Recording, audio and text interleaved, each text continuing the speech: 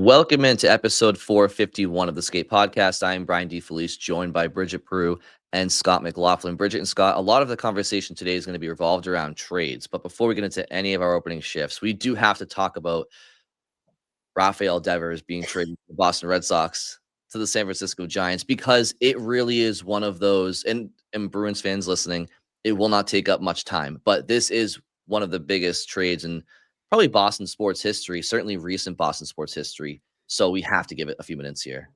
And one of the most surprising, just in terms of it, look, if it had happened 2 weeks ago, I don't think it would have been surprising when the Red Sox are struggling, but they seem to turn it around. They just swept the Yankees, and then a couple hours after a big Sunday win, in which Devers homered, by the way, you get that. So, like, shocking in terms of the timing, not shocking in the context of everything that's happened this season with him bitching about switching positions, refusing to play first, even after Tristan Casas suffered a season-ending injury and all that stuff. So, yeah, I mean, like, to tie the Bruins, it's like I saw comparisons to the Joe Thornton trade or to the Tyler Seguin trade, which is different because it was the offseason, obviously. But you think of the Mookie Betts trade, like, yeah, it's in that category just in terms of the star power and the hole that it leaves, at least in the short term. I mean, I was like just doing some housework later in the day and saw Rob Bradford, obviously our Red Sox expert here at EEI, threw it in our Slack channel, and I was like, well, I guess we're sending out breaking news alerts and like jumping on this, and just what like a crazy way to end the weekend. Yeah, I think Bradford's probably been one of the busiest people over the last 12 hours or so, trying to get everything done with this. And I don't think he slept. Rob probably not.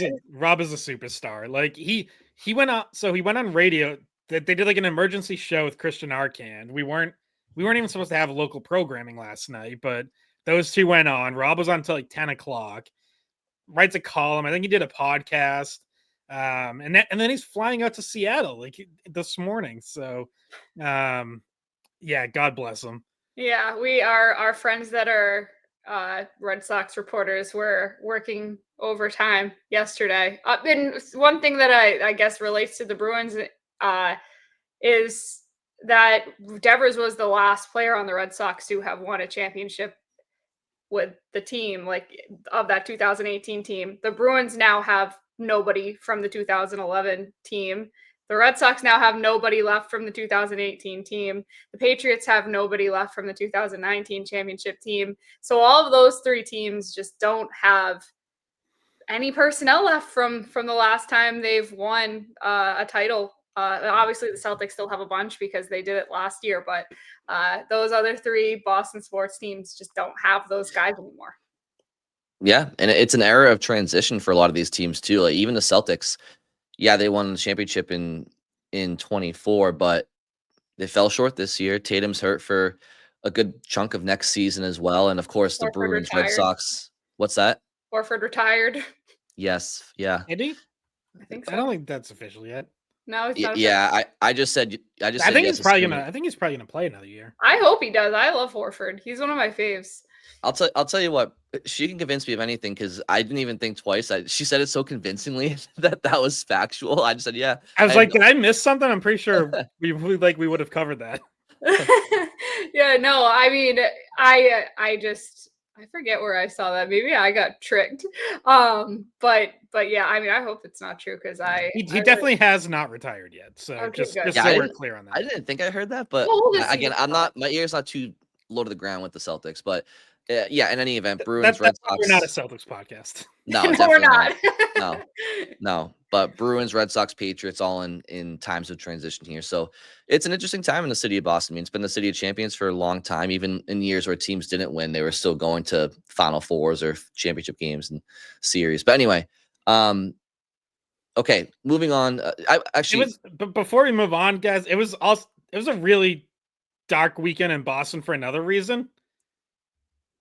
Duncan no longer has pistachio swirl. Oh my God. I don't even know how you made it in today, Scott. I don't know either. Wow, I'm sorry to hear that. It was devastating to pull up to the drive-thru and hear that. Wow. Well, I almost just had a meltdown right in the drive-thru lane. he Thoughts and loves his prayers. pumpkin spice too. Seasonally, he loves his pumpkin spice latte. Not latte, no. It's always coffee. It's always coffee. Iced coffee. Sorry. Yeah, I can go for a pumpkin drink as well. That's about 3 months away though, so a little too early there. Yeah. I mean, they break it out in August now. It's become like a late summer thing, not even a fall thing, which I'm fine with. Scott would drink it all year if he could. Absolutely. I'm I'm a pumpkin girly. Yes, he is. He is. He's always got his iced coffee. By the way, I'm pretty sure it was my dad that got me with that Horford stuff, and I just believed him. He was just like, "Yeah, Horford retired," and I was just like, "Oh." Well, I think know who he talked to. Well, tying that to another Red Sox story, I think we've learned from Hunter Dobbins. You can't believe everything Dad says. No, I know it's Father's Day, but yeah, I'm pretty sure he had my a bit, dad just... that was hilarious. By the way, again, like don't want to get too deep into it, but if people somehow missed that story, Red Sox pitcher Hunter Dobbins like made a comment about how he would never play for the Yankees because they drafted his dad and traded him away and all this. And then, like, New York reporters looked into it and they were like, his dad was never drafted by the Yankees. Like, he was never part of their organization. He never played in the like, never anything. And then, like, people followed up and asked Hunter Dobbins about it. And he was like, I don't know what to tell you guys. Like, I never bothered to fact check my dad. Sorry. That is funny. Hey, Scott, by the way, a pretty good day today for you to rock a Lowell Spinners hat. That's a vintage look right there. Yeah, this just came in last week. I was very excited about it. I'd been looking for one for a while, and like no one makes them anymore. But there's like some guy on eBay who I think just hoarded them, like when the Lowell Spinners shut down, who was selling a bunch. So you gotta get your hands on a Lock Monsters jersey. I've seen those on eBay too. They're hard to come by, but yeah. And I'm talking when they were owned by the Islanders, or affiliated to the Islanders, not the Hurricanes. The original Lock Monsters look. Yeah, it really is a shame because we had two great minor league teams in Lowell, and not just in terms of like where they played and the following that they had, although both of those were good, but the names and logos, both exceptional. Lock Monsters, a tremendous name, great logo, and Spinners, especially with this logo. This is like one of my favorite logos. The bat with like the yarn around it, like the mill, like a mill in an S. Great logo. Yep. And if you want to go a little bit north, the Manchester Monarchs had a good look too, and some good threads. And then I think are the Fisher Cats still there in Manchester? They are, yeah. Yeah, they're the Blue Jays, I think. Yeah. Okay, Bridget, you can take down that fashion segment banner and put up the opening shifts banner, and we'll get right into the Bruins talk. And I'll start because the Bruins did have they had a trade, a summer trade, not to the magnitude of ones that we've kind of talked about them potentially doing at some point, but they traded Ryan Mast and their 2025 7th round pick, which I believe was 197 overall, to the Chicago Blackhawks for defenseman Victor Soderstrom. Now, if you're not familiar with Soderstrom, I don't blame you. I wasn't either. But he is a former first-round draft pick, 11th overall in 2019 by the Arizona Coyotes. He does have 53 NHL games to his name. He has 170 AHL games to his name with the Tuscan Roadrunners from 2020 to 2024. Tucson. What did I say? Unless they're in Italy. Hey, maybe getting ready for the Olympics. I'm reading the small fonts, and I also think I have undiagnosed dyslexia, so we'll move along here. But, the Tucson Roadrunners, and there he had 82 points in 170 games. More recently, he was in the Swedish Hockey League, and who is he? How do you pronounce that team, Scott? I think it's Brynäs, but Brynäs. Don't hold me to that. Yeah. So he had 37 points in the Swedish Hockey League last year in 49 games. And yeah, so the Blackhawks, I think, attained his rights at this past year's trade deadline. Is that correct? Yeah. So that they acquired him. So obviously he had left Arizona to go play in Sweden. They moved him to Chicago. Chicago tried to sign him. He wasn't going to sign there. So the Bruins acquire him, and obviously he was willing to sign with the Bruins, which he did. I think that came out the day after the trade that he had signed. He had signed a 1-year, 2-way deal, NHL minimum cap hit if he's in the NHL, $775,000. So my reaction to this is like, obviously it's a small deal and it might mean absolutely nothing in the end, but a chance worth taking. A guy who obviously has some talent if he was in the 11th overall pick, even though it was 6 years ago, like there's something there. He's played in the NHL. He just had a really good season in Sweden.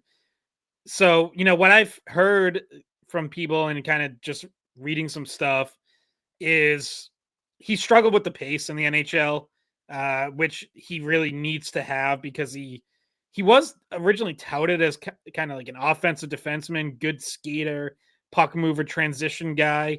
And if you're gonna be that, but you can't keep up in the NHL, then you're not gonna cut it. So, look, maybe he's improved his foot speed. Maybe he's playing at a better pace now. Maybe this year in Sweden was something he needed. You gave up very little. Like a 7th round pick is nothing. Ryan Mast was a 6th round pick in 2021, I believe. 22 years old, was kind of barely cutting it in Providence. Like he wasn't one of their top defensemen down there. So not to be like mean about it, but like a borderline non-prospect in my mind. I don't really think he had an NHL future. So you take on a chance on a guy who might still have a rebound, might still be able to figure it out at the NHL level. We know the Bruins have needed help on the right side of their defense. Like, makes all sense in the world. Yeah, 11th overall pick, and you find a situation where the guy doesn't want to be with Chicago, and this is what you were talking about the other day, Brian. Like, make some moves, take some risks that people aren't necessarily thinking about. And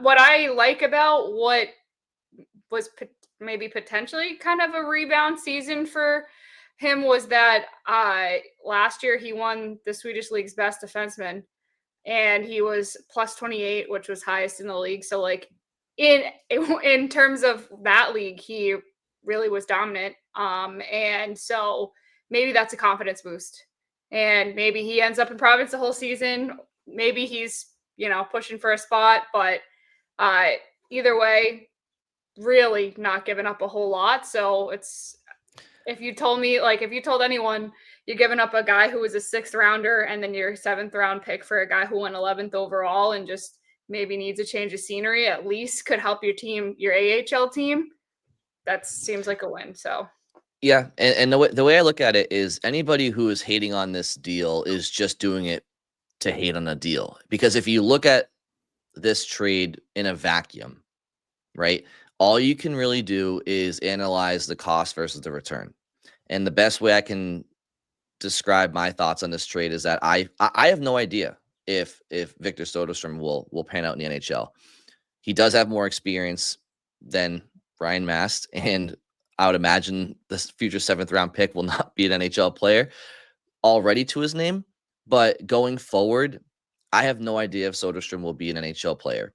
But I think it's more likely that he becomes something than what the Bruins gave up. And in that scenario, I don't see how you could be bitching about this if anybody's unhappy with it. I think most people see it as a low risk, medium, high reward type situation anyway. So I think most people, I think, are on the same page with this deal. And so let's see what happens with it. Bridget, do you want to go to your opening shift next? Yeah, we'll stay in Europe, I guess. We'll stay with a little bit of international hockey news. We're all excited about the Olympics coming up this year. I know I've mentioned it many times, but the top 6 guys from a few of the European teams got announced, and that includes a few Bruins. So I guess I'll start with the Czech Republic team. Zaka and Pasternak both named to their top 6, and I'll just read. Natchez is one of them as well, who we had a conversation about. Should the Bruins maybe consider a trade for him to bring him in as a top 6 forward? So he'll be playing with Pastrnak and Zacha. And then as far as the other teams go, no Bruins so far, but Germany announced their top 6: Draisaitl, Stützle, Seider, Grubauer, Sturm, and Raquel, and then Nico Sturm, just in case anyone thinks new Bruins coach Marco Sturm might still be playing. No. He's not going back as far as we know. He's going to be a player coach. Like he's gonna lace him up and coach. No, he will be there as the coach. So he'll be Bruins coach. Is he not coaching this year with them? No. How would he do that? Because taking time off to do it. I don't know. It happened. I don't think so. You know what? I don't know. Maybe I shouldn't say that. I don't know for sure. I don't think. Were NHL coaches on staff in previous NHL player? Yeah, they will be. You know what? Maybe he will be involved. I thought so, but I mean, I don't know if it's been announced yet. Bridget, did your dad tell you this one too? No, I mean that I was making an assumption, I guess, but the Italian team got named. They haven't done Slovakia yet. Sweden's did not include any of the Bruins Swedish players so far. Finland got announced and Latvia got announced. And they didn't include Don's Schmelis, but we think he'll be on that team. But total snub. But other than that, they don't want to tip their hand. Yet. They don't want to tip their hand to everybody else that their star player is actually in the team or not. Yeah. So Canada and US have not been announced, and there's a few other European teams that weren't announced yet either. But first round of announcements on who's going to be playing in the Olympics, and no surprise, Pastrnak. I don't know if you guys are surprised about Zacha being in the top 6. I'm not, but no. And by the way, Germany's coach is Harald Kreis or Kreis. I don't know how to pronounce it, but yeah, the European countries tend to stick with coaches who are already over in Europe because, especially like Germany, like so much of their team is going to be playing in Europe and not in the NHL. Like the NHL, USA and Canada do it differently because they're NHL coaches who are seeing these guys all season in the NHL, whereas the European teams tend to already have a coach in place who kind of coaches them throughout the year. US's staff hasn't been selected yet, has it? Their coaching staff? Is it? I don't think so. Admittedly, just not looked into this at all, so I'm not gonna say anything. I mean, they may have. I mean, I would imagine it might be similar to the Four Nations staff, but I think originally that was the idea, was it would be the same staff for both. So yeah. I would imagine it's Mike Sullivan again. Mm-hmm. But I don't know if that's 100% official. That would make sense. Same for Canada too. It would make sense. The same staff. Okay. Yeah. Bridget, anything else from you? No. All right, Scotty. All right. So I think this is probably where we're going to start, or where we're going to get into the meat of the episode, but we got to talk about Brad Marchand because he is having an awesome Stanley Cup final, now up to 6 goals. He is the second player in the last 50 years to score 5 or more goals in 2 separate Stanley Cup finals. He also scored 5 back in the 2011 final with the Bruins. It's either, if Florida wins the series, it's either going to be him or Sam Bennett winning the Conn Smythe. They have been their 2 best players. They have both been phenomenal in the final. And it has led to a lot of reaction from Bruins fans on social media, which is understandable. But I think it's also led to a lot of revisionist history. People wanting to use this to rip Don Sweeney for making a trade. I saw people calling it one of the worst trades in sports history, only getting a conditional second-round pick that obviously did turn into a first-round pick in return for Marchand. And my point on this listen, if you want to rip the trade, fine, rip the trade. Say either they shouldn't have made it, or they should have signed him, or they should have got more in return, not just sent him where he wanted to go. But you got to pick a lane. And I think it would be nice if people had some consistency on this and because there were really, I tweeted this out. There were 4 options when it came to handling Brad Marchand approaching the trade deadline. One was to sign him to an extension, which would have been for $7 million or more per year on probably a 3-year deal. That's what it would have taken to sign him to an extension. 2 would have been to keep him without an extension in place and risk losing him for nothing as a free agent after the season. 3 would have been what they did, which was trade him and work with him on a destination because he's a franchise legend and you think he deserves that. But that does not maximize the return. 4 would have been to maximize the return, trade him to the highest bidder that was not on his no trade list, even if he didn't want to go to that team. So if you're going to rip them for choosing option number 3, which is working with him, even if it meant not maximizing the return, you got to tell me which one of those other 3 options you wanted them to pick. Because I think a lot of people's criticism is just boiling down to they should have got more for him. And it's like, okay, but there are a lot of complicating factors there. 1, he was injured at the time, and no one really knew exactly when he was coming back. 2, he wanted to stay on the East Coast. He did not want to get traded to a West Coast team. He didn't want to go to LA. He didn't want to go to Vegas. And 3, believe it or not, there actually weren't a ton of contenders like going in on him, which is shocking in retrospect, but like that all factored into why they only got the conditional second round pick that they got. Like, yeah, maybe they could have gotten more because he only had an 8-team no trade list. Maybe they could have gotten more from another team, even if he didn't want to go there. I would just say, like, there are kind of like PR things you have to consider with that in terms of, do you really want to be the team that takes your captain and a franchise legend who has spent, 16 years with you, 15 years, and send him somewhere he doesn't want to go against his wishes? Like, I think you're going to run into situations where some other guys would start to question whether they want to be part of your organization. So all I would say to people ripping it is, tell me which one of those other paths you would pick. So I absolutely love Brad Marchand. He is an incredible all-time Bruin. I have nothing but respect and adulation for him, and I'm very happy for him with what he's doing right now with the Panthers. But as you said, Scott, the revisionist history is laughable at this point because it's very easy for people to see Brad Marchand right now thriving for the Panthers, being one of their best players, by the way, but still in a third-line role on a team that went to 2 Stanley Cup Finals before he even got there. Okay? So my point is they already are a well-oiled machine. He gets there and he's a piece of the puzzle, an amazing piece of the puzzle, but he's a piece of the puzzle.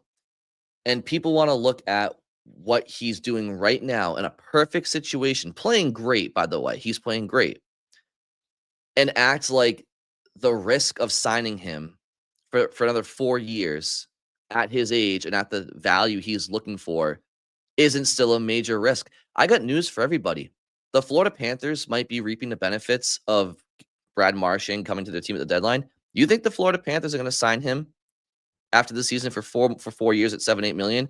If they do, it would be while knowing he has had 5 surgeries. 5 surgeries since 2022, the spring of 22, over the last 3 calendar years. He's had 2 hip surgeries. He's had, I believe, a shoulder surgery, abdominal surgery, and there was one other one in there. But he's had 5 surgeries. He's 37 years old. He's playing awesome right now in June of 25 on this run for the Panthers. But to commit to him as an asset, an aging asset whose body has continued to break down, it's still a risk whoever signs him in the offseason.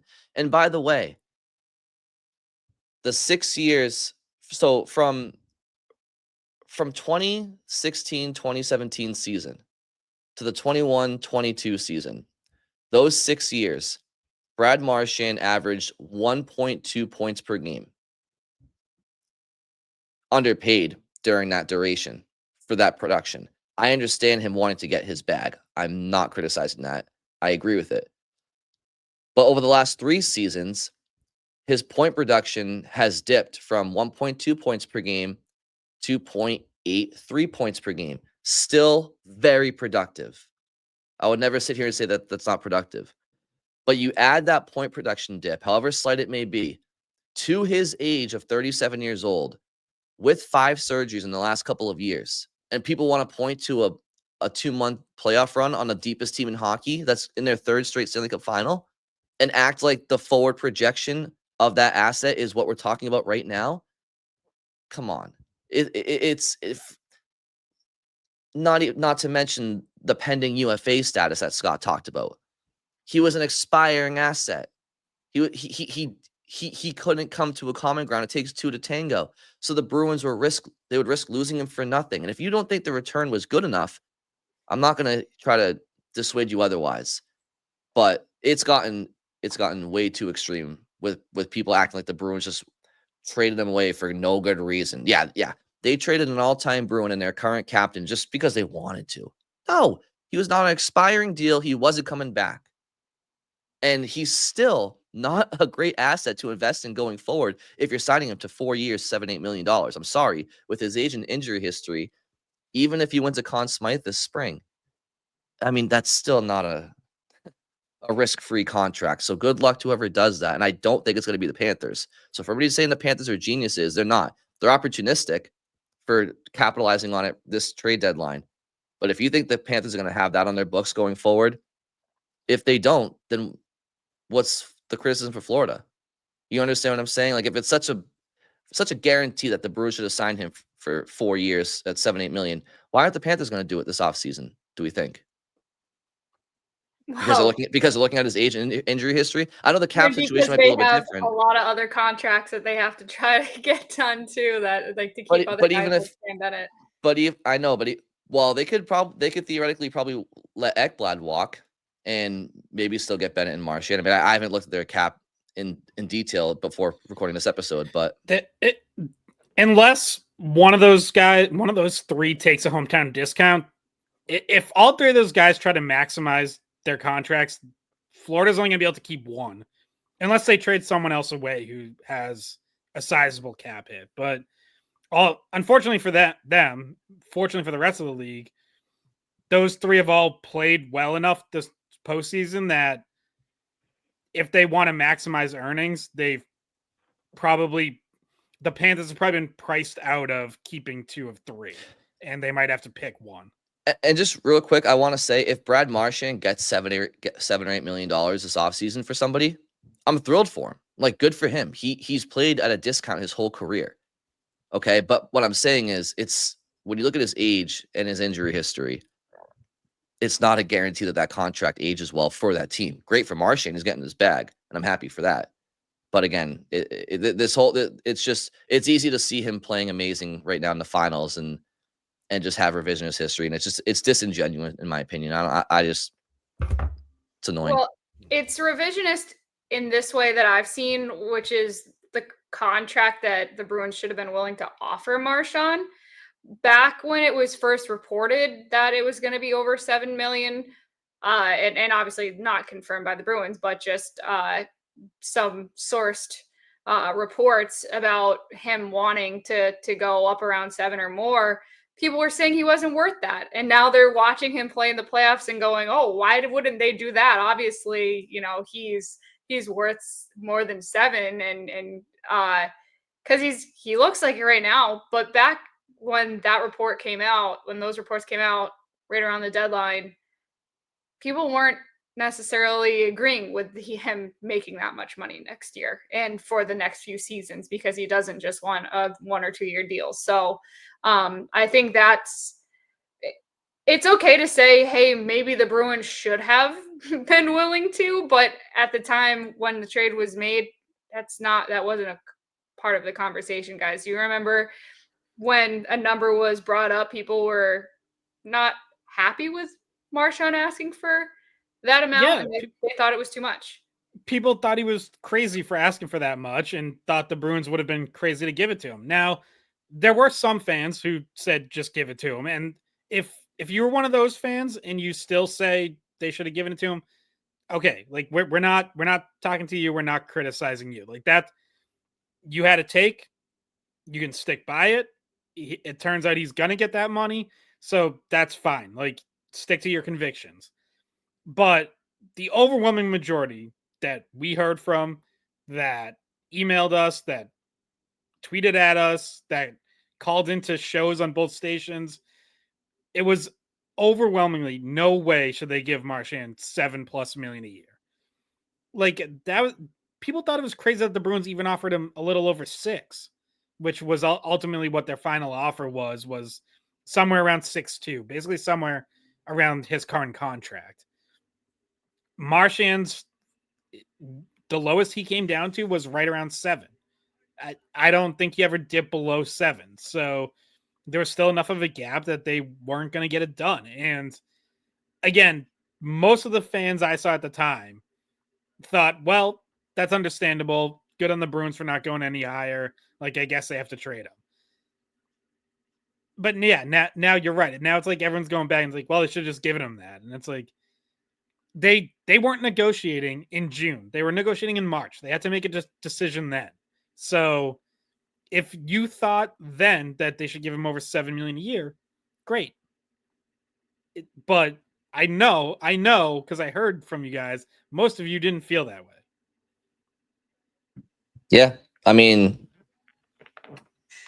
I know Marchand had a big part in this not happening, but I mean, if the Leafs beat the Panthers in round 1, is anybody even saying anything remotely close to this? Like, my point is, it's all reactionary to this Stanley Cup Final run, this postseason run that he's on, and it's an amazing run, but it's situational, and it's 2025.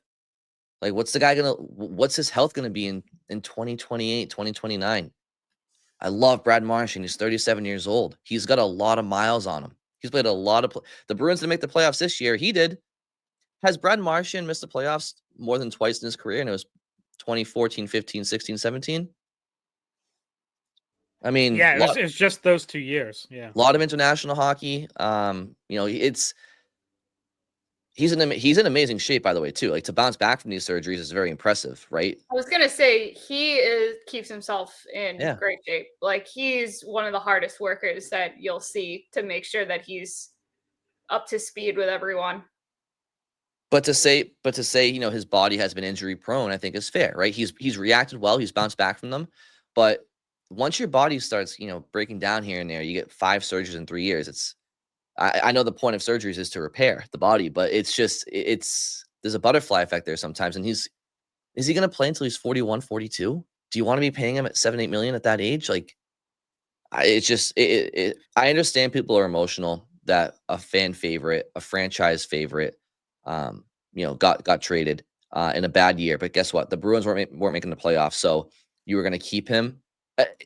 Like Scott said, if you were one of those individuals that said, no, I want the Bruins to pay him $7-8 million for 4 years, and I don't care that he's 37, I don't care that he's had 5 surgeries, then yeah, like that's all good. I just want people to understand, like, everything that goes into this. You know what I mean? Like, so if you feel that way, that's fine. But I just feel like a lot of people are ignoring those factors. I think, and this may be just the easiest thing that you could have wished for this season would have been for the circumstances to just not line up like this. So basically, the Bruins being in a playoff position, and they wouldn't have been sellers. If the Bruins were in a playoff position, they keep them, and they have to go with option 2 that Scott read, or they have to go and keep them as their own rental and hope to negotiate something in the off season, which is obviously not what happened. But if the team stays afloat until the trade deadline and they look like they might be able to be a playoff team, then you probably don't see the sell. So you probably don't see Coyle gone, Carlo gone, Marchand gone. Like, maybe Frederick goes, or maybe, some of the smaller pieces. But if they were in playoff position, this just probably doesn't happen. He's your own rental at that point.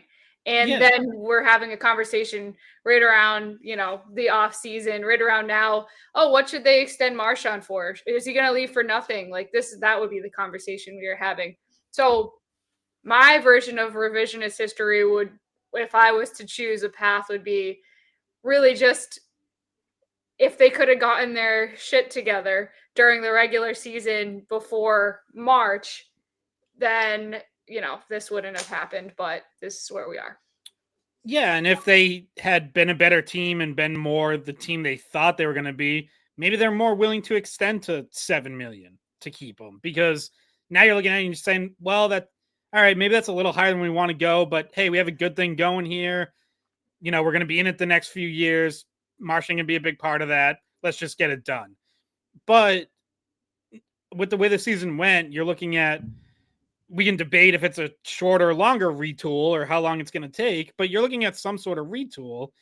And now, is it really worth having that kind of money tied up in someone in their late 30s, even if he is a franchise legend and a captain? Like, it just changes it. Because I also see people making the argument, well, the Bruins are going to end up giving that much money or more to someone who's not as good as Marchand.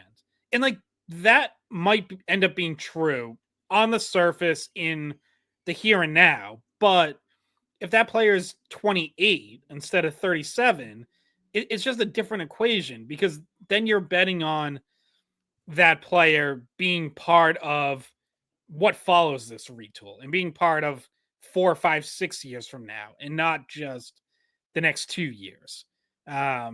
So yeah, look, I mean, like, none of it's easy, and there's plenty you can second guess, but and I will also say, like, it does kind of, I don't want to say like it stinks, like this is what the conversation has been around here, because obviously I understand why this is the angle everyone's talking about, but it is also worth just like having some Marchand appreciation for what he's doing, because I think he was already a Hall of Famer, but I would say this postseason has really sealed it.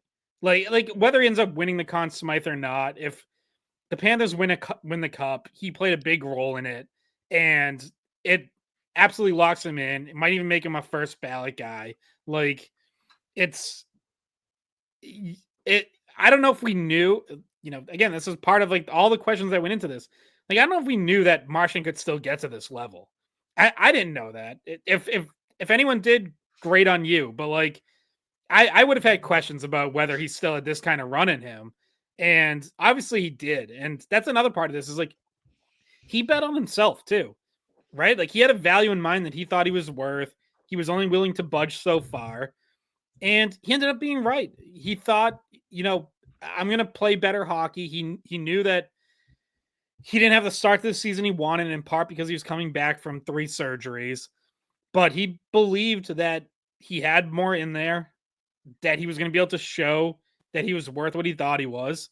And he was right. Like, he's going to get that money now. Where it comes from remains to be seen. But like, if he wanted that payday because he believed that's what he's worth, and he wants to get paid what he thinks he's worth, now he's going to.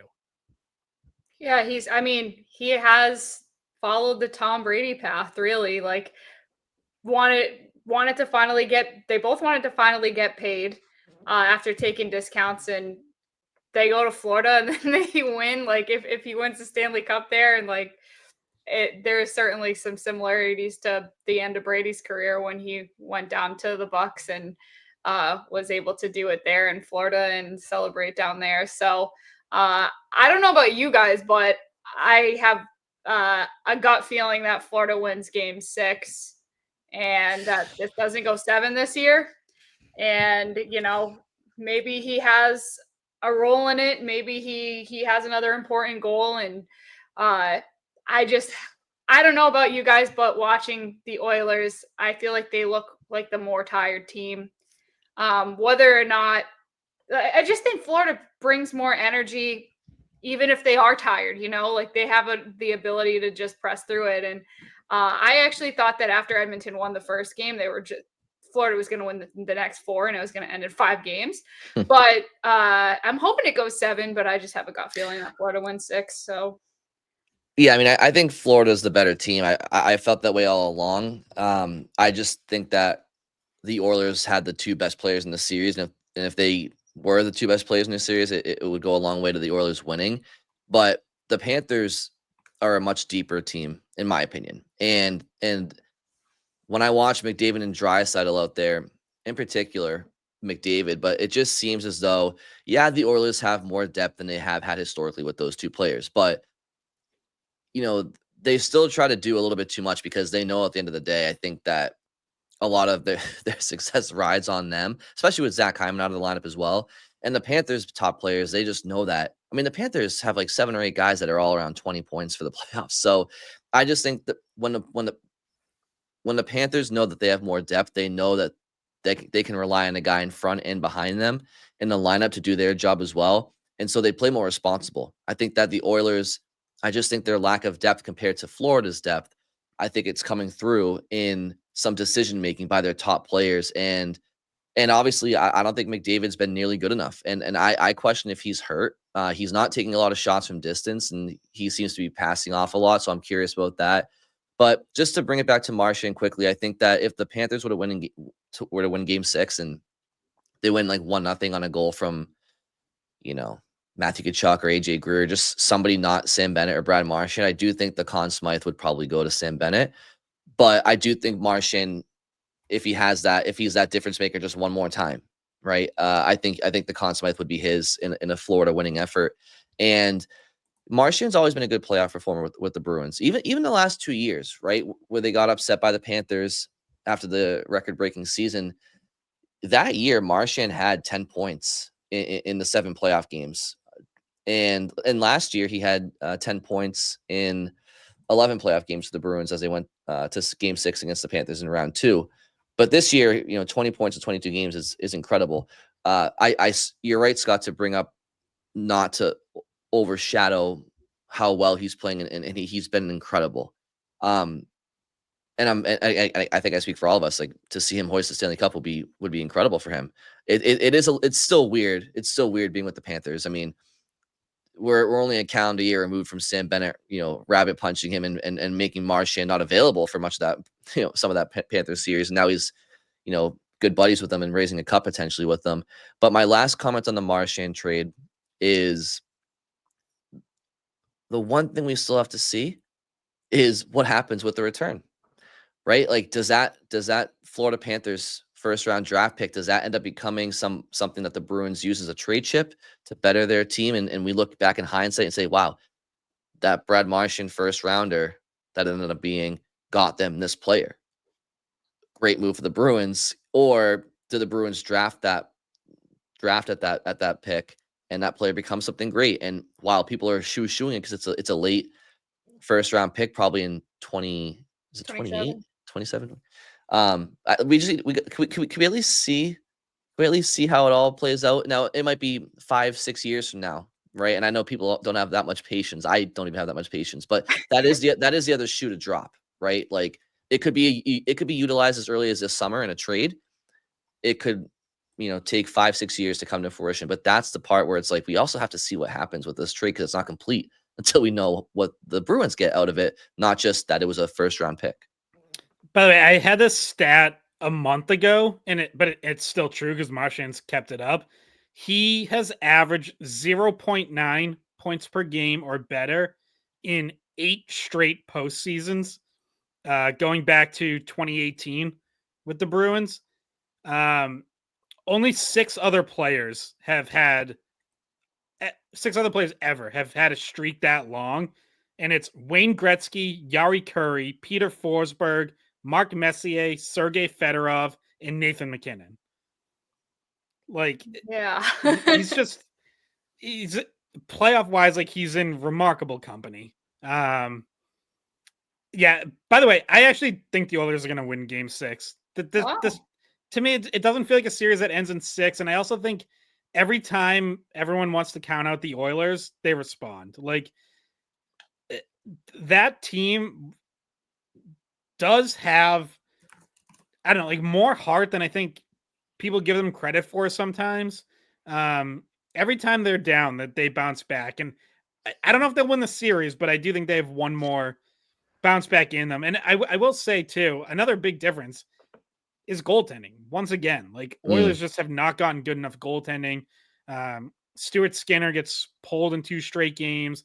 They go to Calvin Pickard for game 5. He's not very good. They're probably going to go back to Skinner for game 6.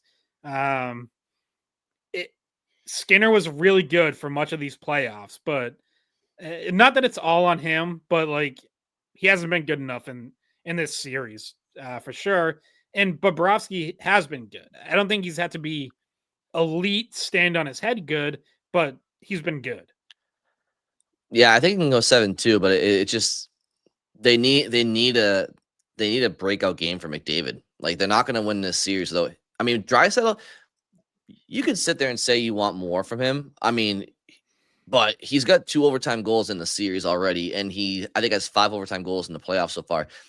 Draisaitl, you could say, has carried his weight so far in this series. I mean, I think, he's so good that you could always say, oh, he's so. But again, this is the Stanley Cup Finals against a team that's been there 3 times in a row in Florida. They know what they're doing and know how to lock it down defensively. But Connor McDavid, he's still to have that game. And I again, guys, keep an eye on him in Game 6 tomorrow night. But I feel like he's not shooting from distance. I feel like he may have some sort of hand or wrist injury that we might not know about. But even his goal, it was an amazing deke, but it was in tight and he just slid the puck past the goal line. He's not on the power play when oh my gosh, why am I blanking on his name? Who's that?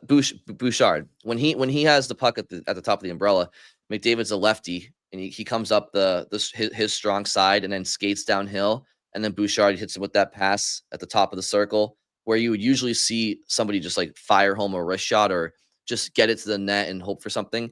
And McDavid's he's trying to get it through 4 sticks to Draisaitl, who's on the goal line. And it's like, I get Draisaitl can make that shot, but he's deferring too much. And if McDavid can't be McDavid, then the Oilers don't have that advantage of having the best player in the world. So unless he has that type of game in the next 2, I see the Cup staying in Sunrise. In both of the next 2, not just I mean, one. at least one. It has to be at least one, because if you do it, let's say it's Game 6, right? Anything can happen in the Game 7, right? You could have, Janmark have a puck go off his shin pad and win 1-0. Like you got to get to 7. So McDavid has to have the game of his life, I think, in Game 6 for sure. Well, and Scott, you say like the Oilers have heart and they always have a pushback, but like Florida plays like they're on fire. Like they have a certain like resilience to them that I feel like overcomes a lot of other teams. Yeah, they'll also leave the door cracked open when they have a chance to close out. Like, yeah, obviously they've won a lot more than they've lost, but like they'll leave that door cracked open a little bit. Well, they left it open for the last 3, or no, the last. After they got up 3-0, they left the door wide open to get to a Game 7, but then they clinched it. I don't know. That's just my gut feeling.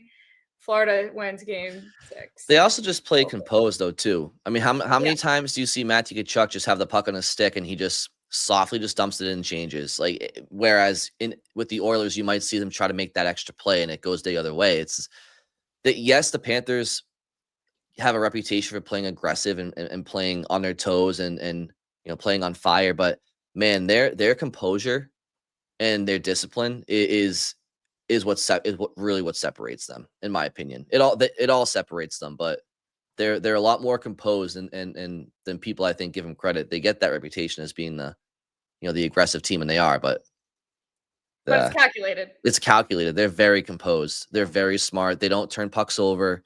I mean, that's the name of the game. They're very responsible with the puck, and that's a very admirable trait. And you get that through winning for sure. Any final thoughts from the 2 of you? I don't think so. No. Alrighty.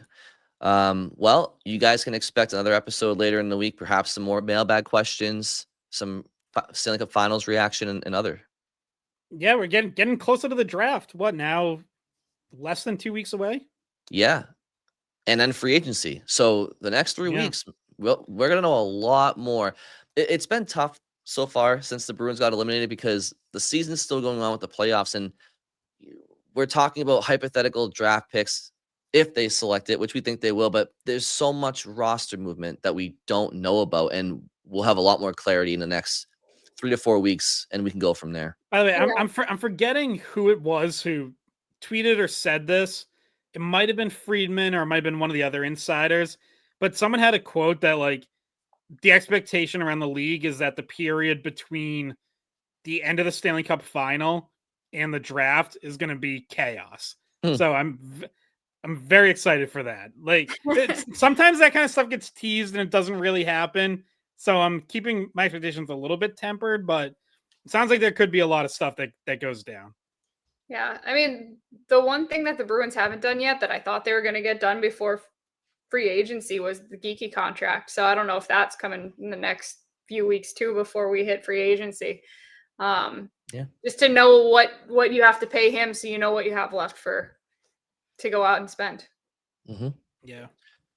All right, we'll keep it here for all of the ongoings this offseason. It does have the sense that it's going to be pretty crazy, Scott. I agree with you on that. So thank you to Bridget and Scott. Thank you all very much for listening. We'll talk to you later in the week. Hey guys, thanks for watching the Skate Podcast. If you want to see more of our videos, visit our playlist. Not in front of a screen. You can listen to us on Spotify, Apple Podcasts, or wherever you get your podcasts. Don't forget to follow us on social media. And if you enjoyed this video, please don't forget to give us a thumbs up, subscribe to our channel, and leave a comment.